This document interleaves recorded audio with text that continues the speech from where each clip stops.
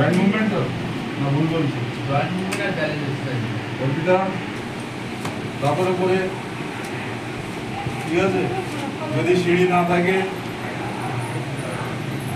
খারাপ অবস্থি প্রথমে খারাপ পাতে হবে, তাহলে নিচে পড়ার ভয়টা কম থাকে। স্যার বলেছিল যে আগে ভালো করবে স্যার। কিভাবে এলে নিয়ে ওকে তুলালে আবার নামালে, তারপরে খারাপ পা ওঠালে নামালে।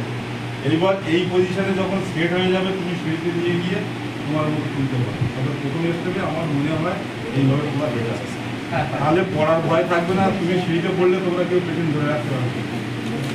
চলো আমি দেখিয়ে দিচ্ছি, আমি পড়বো তোমরা ধরে রাখবো।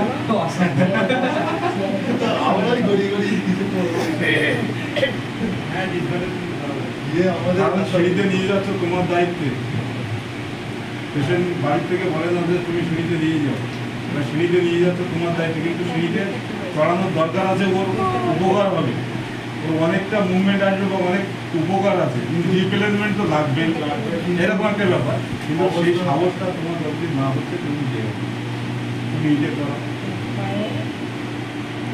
ওই দায়িত্বটা তোমাকে নিতে হবে। স্যার বলেছিল কি বলেছিল, সিটিং অন দ্য ম্যাট, প্রথমে আস্তে আস্তে বিছানায় বসানো।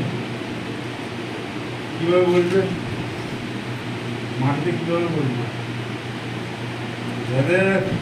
মাটিতে কিভাবে বলবে, গিয়ে বসাবে হামাগুড়ি দিয়ে, ঠিক আছে। আর না হলে স্কোয়াডে গিয়েছিল, স্কোয়াডে গিয়ে এই হাত নেবে, নিয়ে যে কোনো একটা হিপ ফেলবে, ঠিক আছে। আর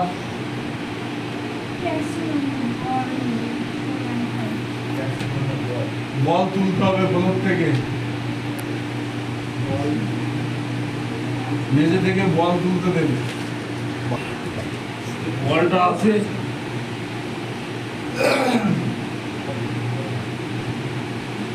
একটা পয়েন্ট বেন্ডিং এ তোলাতে পারো এরকম, ঠিক আছে। যদি নাম্বারের প্রবলেম থাকে, সামনে ঝোঁকা যাবে না, সেক্ষেত্রে একটা পায়ে এই রাখো, এই দাঁড়াও, এই ভাঁজ করো, এই ওঠাও, এই নিয়ে উঠে আসো। এই সাইডে যদি প্রবলেম থাকে, এই পাটাকে এই ভাঁজ করো, পাটাকে এই রাখো, স্পাইন কিন্তু সিধে থাকে, এই উঠে আসো। ক্লিয়ার?